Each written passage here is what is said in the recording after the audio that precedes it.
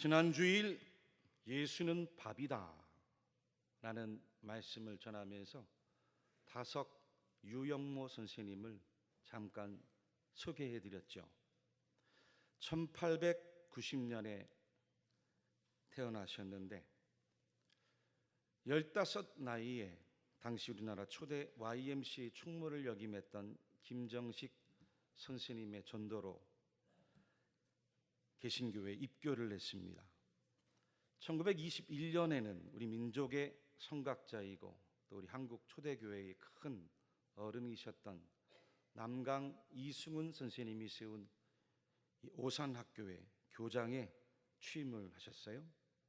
우리나라가 한참 일제 억압 가운데 어려운 그 시기에 우리나라 후학들을 기독교 정신으로, 말씀 정신으로 양성하는 데 많은 힘을 기울이셨습니다. 1940년대에는 민족 사학자인 정인보 그리고 문학가인 이광수와 함께 조선의 3대 천재로 불리셨습니다.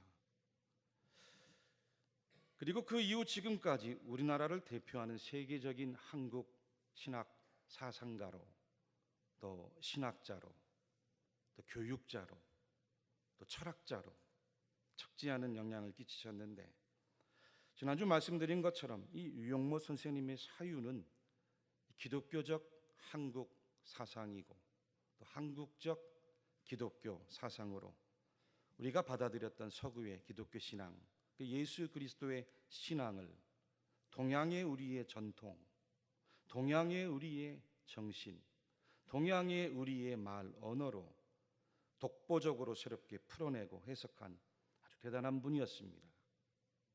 이 다석이란 코에서 볼 수 있듯이 많은 저녁, 또 깊은 어둠, 그 한가운데 한낱 티끌과 같은 점에 불과한 자신을 깨닫고 영원한 빛 대신 하나님을 그리워하면서 평생 저녁 한 끼만을 고집하면서 살아가셨어요.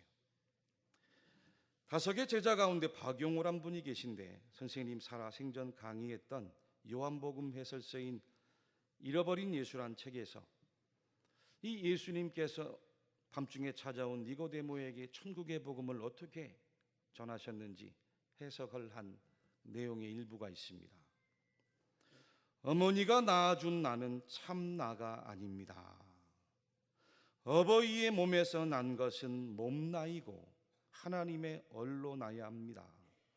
얼로 나지 않고는 하늘나라에 들어갈 수 없습니다. 유영모 선생은 인간을 셋으로 구분했는데, 몸나, 몸의 나, 그리고 맘나, 마음의 나, 그리고 얼나, 어린 나, 어레 나, 이렇게 구분을 했죠. 이 몸나와 맘나는 부모로부터 받은 짐승 같은 성질의 재나, 자아, 곧 거짓된 나, 이 거짓된 자아로는 절대로 천국에 들어갈 수 없다라는 것이 예수님이 니고데모에게 전한 천국의 복음이었다는 거예요. 사람은 하늘의 아버지이신 하나님이 주시는 얼로, 영으로, 생명으로 다시 거듭나야 되고, 그 얼을 받아서 얼의 나로 태어나고 참된 나로 살아가야 천국 백성이다 라고 하는 것입니다. 성경의 용어를 서구의 기독교적 사상이 아니라 순수 우리말로, 순수 우리의 정신으로, 순수 우리의 한글로 풀어서 설명해 준 거죠. 할렐루야, 할렐루야. 사람의 지식으로 이 땅에 태어난 이상에는 멸망에 없어진다는 게 허전도 하지만 괴롭습니다. 나는데도 괴롭고, 자라는데도 괴롭고, 죽는데도 괴롭습니다. 끝까지 괴롭습니다. 괴로운 가운데 나서 괴로운 가운데서 자라서 괴로운 가운데 지내서 괴로운 끝에 멸망하고 맙니다. 이것이 견딜 수 없는 일입니다. 멸망할 몸뚱이를 우리가 가졌습니다. 그래서 영원히 멸망하지 않는 영원한 생명인 어를 받아 우리 마음이 온전히 길러지면 몸뚱이는 종당에는 내버려 두는 것입니다. 몸뚱이는 입었다가도 벗어버리는 것입니다. 몸은 벗어버렸는데도 아무것도 없으면 그건 멸망입니다. 벗어버릴 것 벗어버리고 속에 기른 이 속알은 하늘로 쑥 올라갑니다. 거기선 영원히 가는 목숨을 받습니다. 거긴 영원히 가는 목숨의 근원되는 우리 모든 존재의 아버지가 계십니다. 생명의 근원은 아버지입니다. 오늘 우리가 읽은 성경도 예수님께서 이 가이사랴 빌립보 지방에 이르렀을 때 따르는 제자들과 무리들에게 주신 천국 복음의 가르침이죠. 주님이 제자들에게 궁금하셨어요. 과연 나를 따라오는데 사람들이 나를 누구라고 생각하느냐? 너희는 나를 따라오는데 너희는 나를 누구라고 생각하느냐? 궁금하셨어요. 마가복음 8장 27절 28절이죠. 예수와 제자들이 빌립보 가이사랴 여러 마을로 지나다갔을 때 길에서 제자들에게 물어 이르시되 사람들이 나를 누구라고 하느냐? 제자들이 여짜와 이르되 세례 요한이라고 하고 더러는 엘리야 더러는 선지자 중에 하나라 하나이다. 여러분, 당시 주님을 따르는 군중들도 또 주님을 지근해서 모시고 따르는 제자들도 생각은 다 똑같았어요. 예수님을 엘리야와 같은 능력이 많은 선지자로 생각했어요.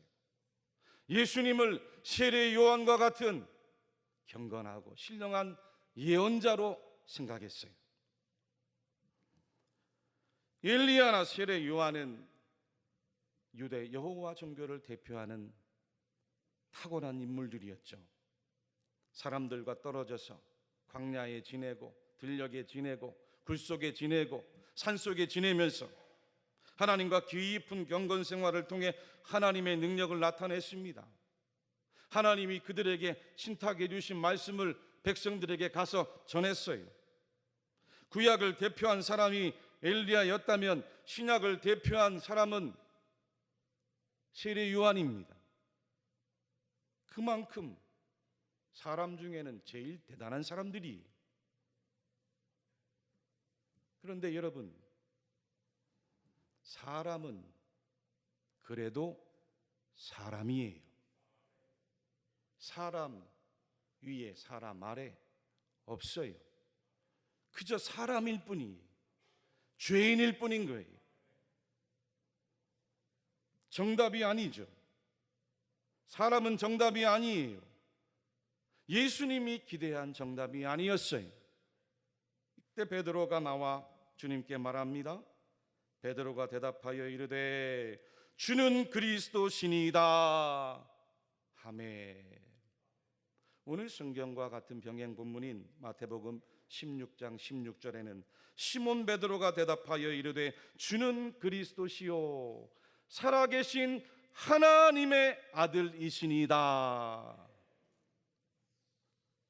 정답을 말하는 정확한 답이었어요. 예수님은 사람이시면서도 하나님의 아들로 오신 분이에요. 하나님이세요. 이 베드로의 대답을 주님이 얼마나 기뻐하셨는지, 시몬아 내가 복이 있다. 이것을 알게 한 이는 혈육이 아니다. 내 부모가 아니다. 하늘에 있는 내 아버지다. 칭찬을 하셨어요. 그리고 베드로의 예수님을 향한 그 신앙의 고백 위에 내 교회를 세워주신다 라고는 엄청난 축복을 하신 거예요. 그만큼 우리 예수님은 자신에 대한 바른 이해가 우리 인생이 얼마나 중요한가를 알고 계셨기 때문이에요. 그렇습니다, 여러분. 예수님은 완전한 사람이 되셨고 완전한 하나님의 아들로 이 땅에 오신 분이에요. 예수님은 비록 인간의 몸을 빌려 오셨지만 사람의 죄를 용서해 주시고 그 죄에서 건지고 구원하기 위해 오신 그리스도예요. 메시아예요. 하나님의 아들이십니다. 지금까지는 인생들이 거짓되고 짐승 같은 몸나 마음나 죄나로 살아왔지만 이제부터는 예수님을 믿고 하나님이 주시는 성령을 받아 하나님의 성령인 얼나 어레나 참나 참된 나로 살아가도록 그 길을 보여주시고 지도해 주신 분이 예수 그리스도이신 거예요. 있습니까? 그러니 여러분, 예수님이 그 베드로의 답변을 들으시고 얼마나 기뻐하시고 좋아하셨을까요? 그런데 베드로가 바로 그 다음에 이어서 예수님이 십자가에 죽고 3일 만에 다시 부활할 것을 말씀하시니 주님 제발 그렇게 하지 마십시오. 제발 그렇게 하지 마십시오. 항변을 냈어요. 붙들고 간청을 한 거예요. 제발 십자가에 돌아가지 마시고 부활하지 마시고. 그때 주님께서 베드로에게 무섭게 책망하셨어요. 마가복음 8장 33절에 베드로를 꾸짖어 이르시되 사탄아 내 뒤로 물러가라. 내가 하나님의 일을 생각하지 아니하고 도리어 사람의 일을 생각하는도다. 여러분, 이 얼마나 기가 막힌 이야기예요. 사람이란 존재가 이처럼 얼마나 허무한지 몰라요. 순식간에 모순덩어리로 전락을 하고 허약하고 불완전한 존재인지 우리에게 깨닫게 해주시는 말씀이 아닐 수 없어요. 왜요? 베드로가 한 입으로는 예수님께 칭찬받는 말도 하고 또 그 한 입으로는 사탄의 소리라는 책망도 받는 연약한 모습을 우리에게 보여주고 있으니 저와 여러분들은 어때요? 저와 여러분들은 어떻겠습니까? 우리는 예수님이 없이는 살 수가 없는 거예요. 예수님이 아니고는 존재할 수 없는 거예요.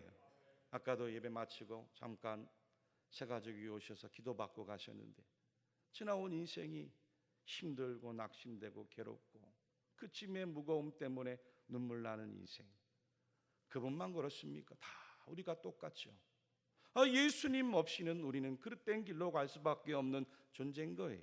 우리는 언제 어떻게 넘어질지 알 수가 없어요. 주님이 베드로를 책망하시고 이어서 모든 제자를 불러 그 다음 주신 천국의 말씀이 오늘 우리가 읽은 본문입니다. 다시 한번 말씀을 같이 한번 천천히 한 목소리로 읽어볼까요? 시작. 무리와 제자들을 불러 이르시되 누구든지 나를 따라오려거든 자기를 부인하고 자기 십자가를 지고 나를 따를 것이니라. 누구든지 자기 목숨을 구원하고자 하면 잃을 것이요 누구든지 나와 복음을 위하여 자기 목숨을 잃으면 구원하리라. 사람이 만일 온 천하를 얻고도 자기 목숨을 잃으면 무엇이 유익하리요? 참 놀라운 이야기예요. 참 놀라운 이야기입니다. 예수님은 자기를 부인하고 자기 십자가를 지고 나와 복음을 위하여 자기 목숨을 잃는 자가 구원을 받으리라. 자기 목숨을 구원하면 잃을 것이나 자기 목숨을 잃으면 구원을 얻으리라 말씀을 해주셨어요. 여러분, 여기서 이 목숨이라는 것이 우리의 육신, 육체적인 생명을 말씀하신 뜻이 아니에요. 참 나가 아닌 거짓된 나를 말씀하신 거예요. 자기를 부인하라는 것도 거짓된 나, 부모로부터 물려받은 그 육성, 그 죄성을 지니고 있는 몸 나, 마음 나, 거짓 자체나 뜻하신 거예요. 사랑하는 교회 여러분들, 우리 성도들은 하나님의 맏아들로 오신 예수님 때문에 하나님의 양자가 된 줄로 믿으시기를 바랍니다. 하나님의 영, 하나님의 생명, 하나님의 하나님의 독생자 예수 그리스도 때문에 우리 모두는 하나님의 성도가 된 거예요. 하나님의 자녀로 살아가게 되었어요. 이제부터는 예수님을 따라서 예수 그리스도의 그 정신, 그 예수님의 말씀, 예수님의 생각, 예수님의 마음, 예수님의 생명으로 살아와야 자기 십자가를 진다는 겁니다. 참된 나로 살아갈 수 있다는 거예요. 그럼에도 아직도 예수님의 영, 예수님의 정신, 예수님의 마음, 예수님의 뜻, 예수님의 생각, 예수님의 성품, 예수님이 보여주신 행동, 예수님이 보여주신 말씀, 그 예수님의 얼로 살아가지 못하고 지금도 거짓된 나로 살아가는 성도들이 이 가운데 있습니까? 그것은 예수님을 믿노라고 하지만 따라가지는 않는,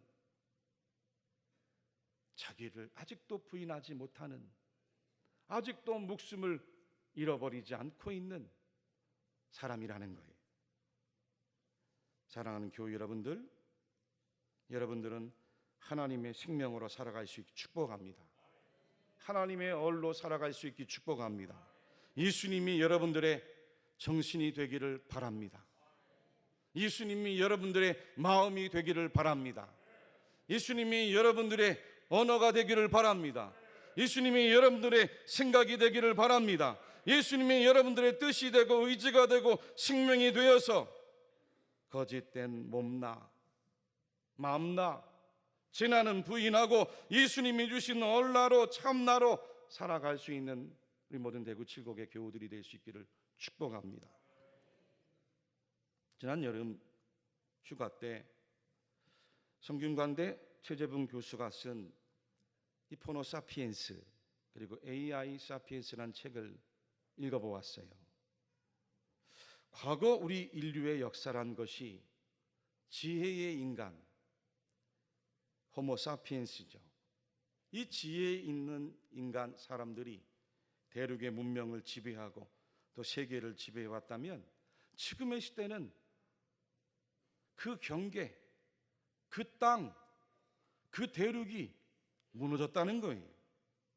더 이상 땅의 경계 구분은 소용이 없고 누구든지 인간의 제2의 장기가 된 스마트폰, 그 손에 들고 있는 스마트폰을 어떻게 사용하느냐에 따라서 제2의 디지털 공간 대륙인 가상 공간으로 들어가서 경제도 문화도 사회도 권력도 창출해낼 수 있는 호모사피엔스족이 되고 있다는 거예요. 한 걸음 더 나아가서 인공지능 AI 기술의 발전으로 앞으로는 완전히 새로운 플랫폼을 가진 신문명의 AI 사피엔스족이 등장을 하게 될 것이다. 지금 여러분들 뉴스에 보거나 여러 가지 기사에 보면 그런 얘기 많이 나오잖아요. 인공지능 AI 때문에 직업도 잃어버리고 새로운 기업들이 창출해 나가고 완전히 새로운 사고와 문명이 지금 우리 앞에 닥쳐온 거예요. 그런데 문제가 뭡니까? 사람이 문제라는 거예요. 사람의 본질됨이 문제라는 거예요.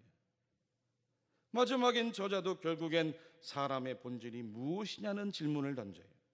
아무리 스마트폰을 잘 사용하고 챗GPT 같은 생성형 인공지능 프로그램을 잘 사용해도 사람됨이 문제라는 거예요. 아무리 기술을 개발하고 지식을 발전시키고 정보를 고용해도 죄인이면 우리는 공멸한다고 했습니다. 공멸한대요.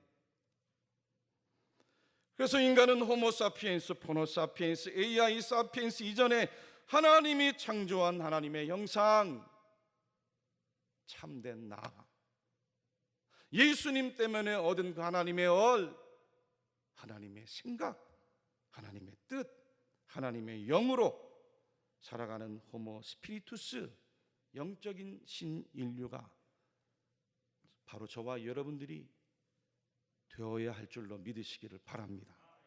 얼마 전에 어느 집사님과 잠시 대화를 했는데 집사님 그동안 살아온 인생을 짧게 이야기해 주시더라고요.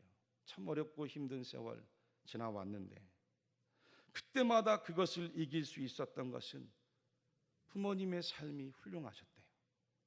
아버지가 훌륭하셨고 어머니가 훌륭했어요. 그러니 힘들고 낙심될 때마다 그 부모님의 말씀, 부모님의 모습이 순간순간을 이기고 극복할 수 있는 밑거름이 되어 왔나라고 간증을 하시더라고요. 무슨 이야기? 부모이든 스승이든 친구이든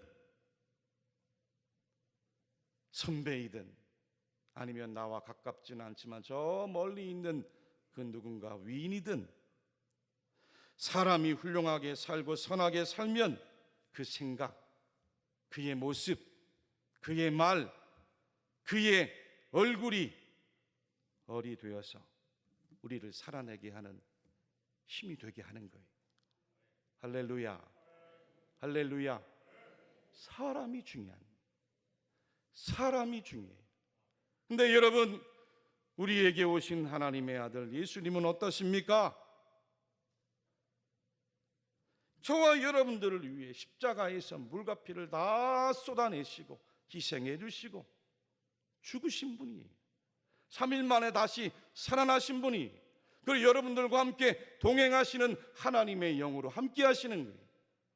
믿습니까? 믿으십니까? 그래서 예수는 우리의 어리예요. 우리 생명이에요. 우리의 정신이에요. 우리 모든 존재인 겁니다.